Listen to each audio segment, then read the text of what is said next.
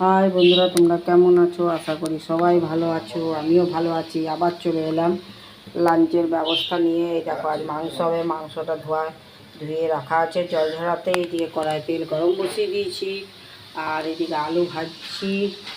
পেঁয়াজ কেটে রাখা হয়ে গেছে। এবার মশলা কষাকষির পালা।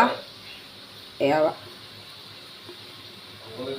রান্নাটা করিনি, আবার তোমাদের কাছে পরে আসছি বাকি অংশটুকু নিয়ে। এদিকে মটন হচ্ছে, কষা হচ্ছে। দেখো,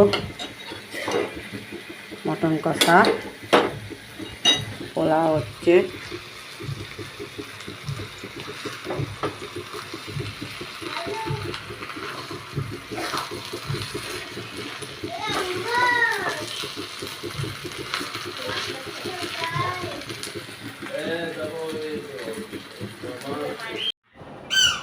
মাংস রান্না কমপ্লিট হয়ে গেছে। এই দেখো, এবার খাওয়া দাওয়ার পালা। কেমন হলো রান্নাটা তোমরা লাইক কমেন্ট করে বলিও। তাহলে ভিডিওটা এখানেই শেষ করছি। টাটা, বাই বাই, আবার পরে দেখা।